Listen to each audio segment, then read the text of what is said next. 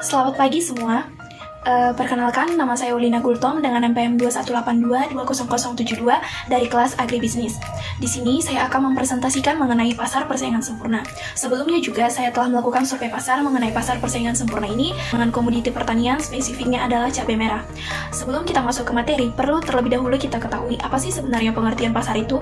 Pasar merupakan bertemunya antara supply dan demand, di mana supply adalah penawaran dan demand adalah permintaan yang dilakukan oleh si penjual dan si pembeli. Jadi, apa sebenarnya pengertian dari pasar persaingan sempurna ini? Pasar persaingan sempurna merupakan pasar yang dimana penjual dan pembeli terdapat sangat banyak dan produk atau barang yang ditawarkan ataupun yang dijual belikan di dalam pasar persaingan sempurna ini bersifat homogen ataupun identik. Satu contoh komoditi yang diperjualbelikan di pasar persaingan sempurna ini adalah komoditi pertanian. Nah, perlu kita ketahui juga bagaimana sih sifat dan karakteristik dari pasar persaingan sempurna ini.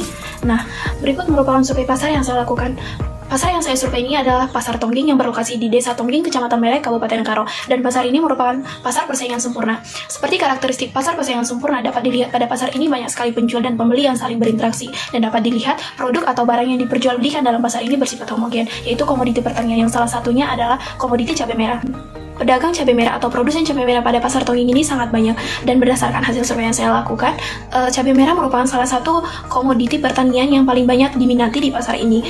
Pada pasar ini juga penentuan harga komoditi cabai merah tidak ditentukan oleh si penjual ataupun si pembeli, akan tetapi kesepakatan harga yang diperoleh itu berdasarkan harga pasaran komoditi cabai merah pada saat itu.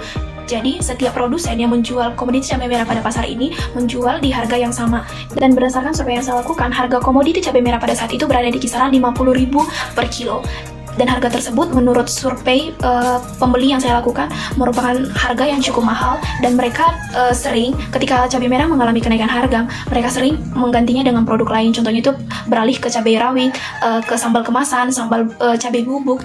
Dan di pasar ini juga si penjual dapat keluar masuk pasar secara bebas, yang artinya siapapun yang ingin berjualan di pasar ini, mereka dapat berjualan secara bebas tanpa perlu memerlukan izin dari siapapun. Berikut merupakan kurva permintaan dari pasar persaingan sempurna. Dari kurva tersebut dapat disimpulkan bahwa berapapun jumlah permintaan produk, karena harga komoditi tidak berubah, maka kurva yang terbentuk adalah garis lurus mendatar. Yang kedua yaitu, karena harga tidak berubah, maka tambahan keuntungan yang diperoleh dari setiap penjualan satu unit produk akan selalu sama dengan harga produk tersebut. Maka P sama dengan MR, atau harga sama dengan marginal revenue. Jadi dapat disimpulkan bahwa pasar persaingan sempurna ini merupakan pasar di mana banyak penjual dan pembeli, dan produk yang diperjualbelikan itu bersifat homogen, dan penjual dan pembeli ini tidak dapat menentukan harga, akan tetapi sebagai price taker, yaitu pengikut harga, dan penjual dapat keluar masuk secara bebas dalam pasar persaingan sempurna ini. Demikianlah presentasi yang saya lakukan mengenai pasar persaingan sempurna ini, dan terima kasih buat kesempatan yang diberikan, dan bila ada perkataan dan penyampaian salah, saya mohon maaf.